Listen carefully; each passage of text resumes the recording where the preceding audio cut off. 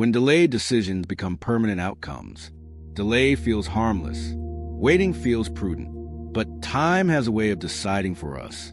This matters now because modern finance is filled with choices that are postponed rather than rejected.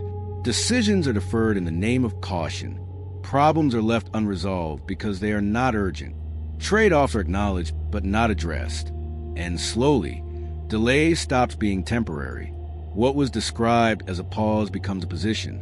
What was labeled as review becomes an indefinite hold. The decision is still technically open, but the system has been adjusting around its absence for long enough that reopening it now means disrupting something new. To understand why delayed decisions become permanent, we need to see how systems treat inaction. In complex environments, doing nothing is still a choice. It preserves existing structures. It reinforces current incentives. It allows momentum to continue in its present direction. Over time, inaction hardens into outcome. The path not chosen does not simply wait. It narrows, and if it is not chosen within a certain window, it quietly closes. The future that was being deferred does not remain available indefinitely. It expires. London has observed this process repeatedly. When decisions are postponed, the default path strengthens. Capital remains where it is. Power stays concentrated. Inefficiencies persist. What could have been adjusted early becomes embedded simply because it was left untouched. Every day without a decision is a day in which the default path receives another small reinforcement. Participants build around it. Systems optimize for it. And what began as the absence of a choice gradually becomes the presence of commitment. At first, delay feels responsible. No disruption, no controversy, no immediate cost. But delay has a hidden effect. It transfers choice from people to structure. What is not decided deliberately is decided by accumulation. Time does the work quietly. And the longer delay continues, the less optional the future becomes. The freedom to choose is consumed not by any particular decision, but by the passage of time itself. This is the first reveal. Delayed decisions rarely stay delayed forever. They resolve themselves through permanence. And when they do, reversing them costs far more than deciding early ever would have. Delay reshapes systems long before it reshapes outcomes. When action is postponed, behavior adapts around the absence of decision. Participants stop expecting change. Incentives settle into place. Temporary arrangements become operational norms. What was once flexible begins to feel fixed, not by design but by repetition.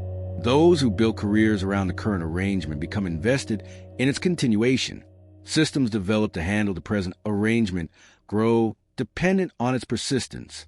The cost of change rises not because change is harder, but because more depends on things staying the same.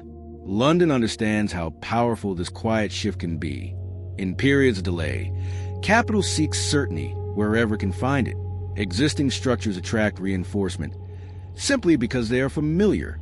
Risk is managed around what exists, not what might change. Over time, the system stops planning for adjustment and starts optimizing for continuation.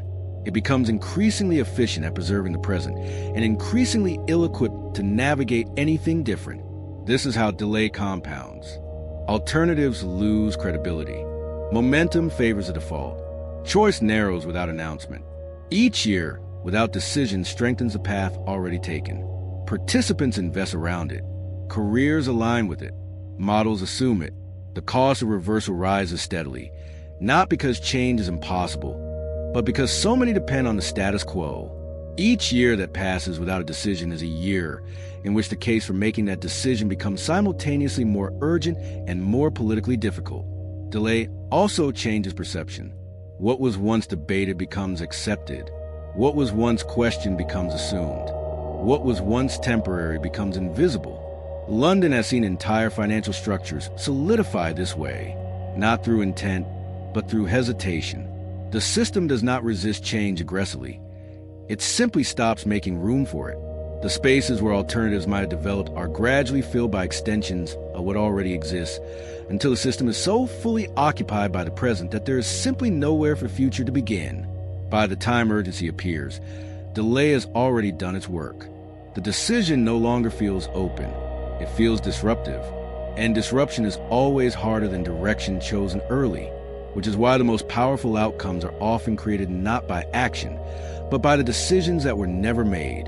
The conflict emerges when delay begins constraining reality. At some point, postponed choices stop feeling neutral. The environment changes, but the system does not. New pressures appear that old assumptions cannot handle. Opportunities arise that existing structures cannot support.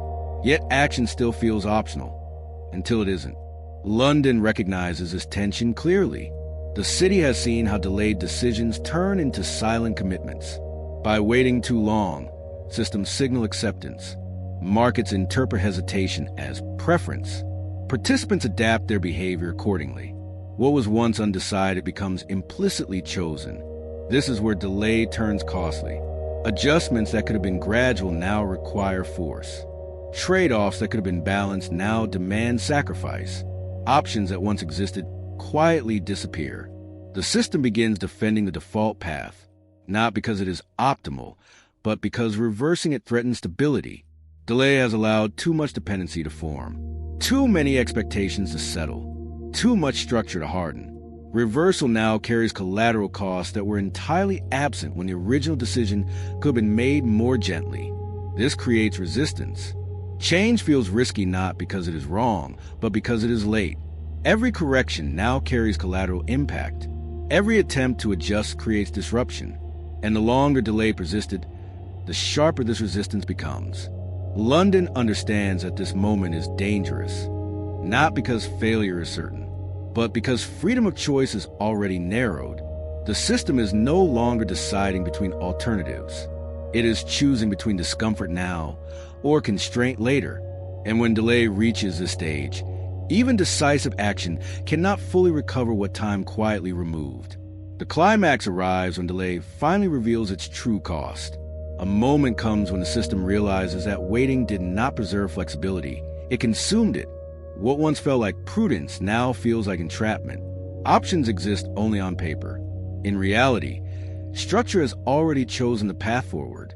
London understands this reckoning well.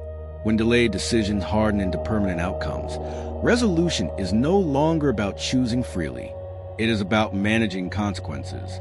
The system must now adjust within constraints it allowed to form. Correction becomes slower. Trade-offs become harsher. Adaptation requires unwinding years of accumulated dependency. This is a resolution of delay. Not action, but acceptance. Acceptance that time is not neutral. That inaction is not passive. That every moment without decision strengthens the default. London's enduring lesson is clear. Decisions postponed are decisions made by structure. Flexibility and use becomes flexibility lost. And the future belongs not to those who wait longest, but to those who decide before waiting decides for them. Early action carries visible risk. Late action carries hidden cost. And the greatest cost of all is discovering that the choice you delayed no longer exists. Subscribe to join the journey. The deeper lesson is about the nature of choice itself. Choice is not a static resource. It does not wait patiently for the moment when a decision becomes convenient. It exists within time, and time erodes it. The longer a decision sits unmade, the more the environment around it changes. And those changes alter the meaning and the cost of every available option. What could have been a gentle course correction becomes a difficult pivot. What could have been a difficult pivot becomes an impossible reversal. Time does not merely pass. It forecloses. This is why the cultures that endure in financial systems are not those that celebrate bold action in moments of crisis. They are those that cultivate a discipline of early decision, that treat the quiet, low-urgency periods not as opportunities to defer, but as the most favorable windows in which choices can still be made at reasonable cost. Every delay consumes optionality silently. Every postponement borrows from the future. And the debt that accumulates through inaction is always repaid at a higher rate than the original decision would have cost. London understands this arithmetic well. The city has learned across generations that the willingness to make difficult decisions while they are still manageable, before delay has given them weight they cannot carry, is itself a form of financial strength. Not the dramatic strength of bold action, but the quieter and more durable strength of choosing before being forced to. That strength is built not in moments of crisis, but in the unremarkable intervals between them, when the cost of honesty is low and the cost of avoidance is still invisible. When delay